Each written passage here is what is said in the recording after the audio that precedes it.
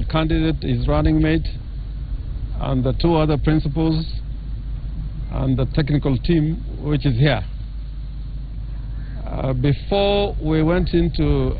the plenary, there was consultations between the candidate, our candidate, Prime Minister Raila Amolo Odinga, together with His Excellency Kalonzo Musyoka, and the chairman and the vice chairman of the commission. After those consultations amongst the four that I've mentioned, we then went into plenary, which we have just concluded. But I must say right at the outset that in this meeting, none of the issues that were raised as irreducible minimum for purposes of holding an election within the 60 days required by the Constitution and the Supreme Court from the date of the determination of the election petition on the 1st of September 2017, none of those demands that we made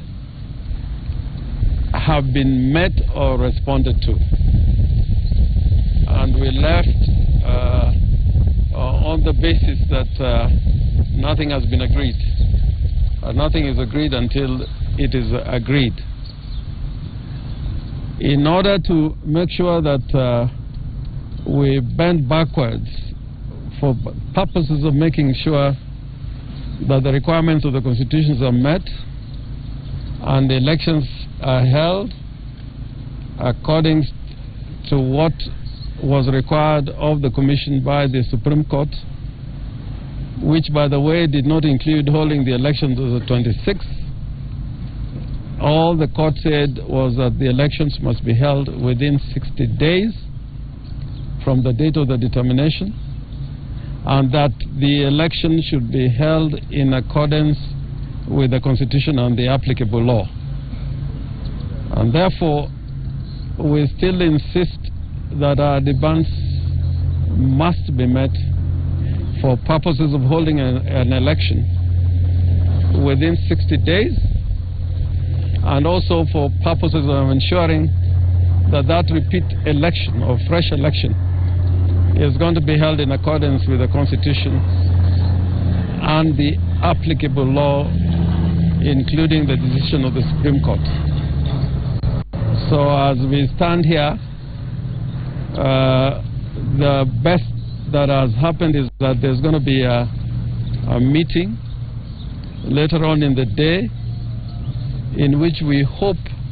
the Commission, not us, the Commission will respond substantially to the issues that we had raised on the 12th of September this year. And we hope that response is going to be specific on the issues that we raised. And if need be, we can supply with documents showing what those demands were, because if I had to go through them one by one, it'll take a very long time. If we go the route that the Commission has set out, then it will be an election which is held within 60 days, but an election which will not be held in accordance with the Constitution, the applicable law, and the determination of the Supreme Court. For that reason,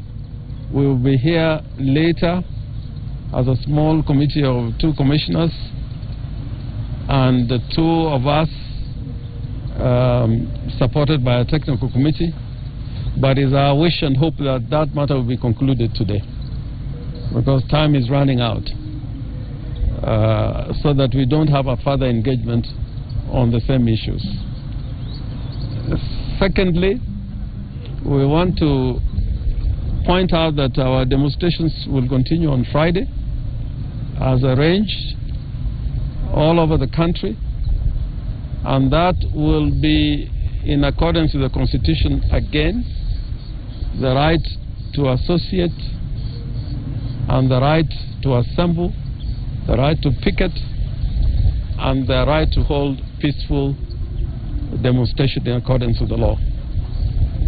And we want to emphasize to the diplomatic community that whenever we hold demonstration, it is in strict compliance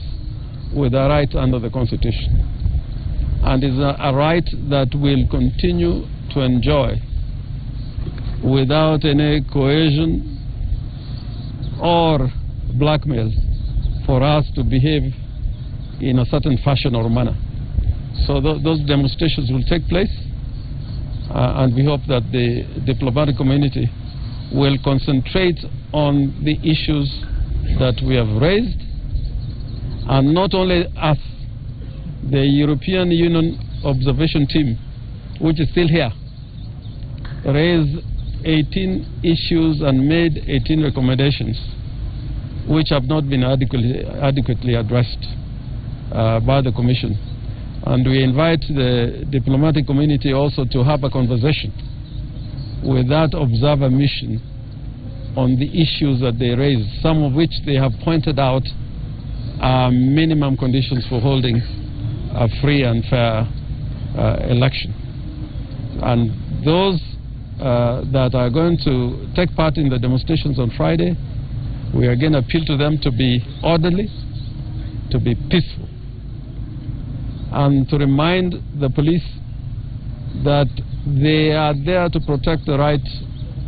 as spelled out in the Bill of Rights, the right to demonstrate and to picket and to assemble. So to the extent that we noted that on Monday they tended to